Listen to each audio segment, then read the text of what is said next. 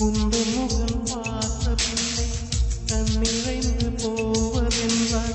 கண்ணிரண்டும் நான் இழப்பேன் இப்போதே நான் இப்போதே உந்தன் முகம்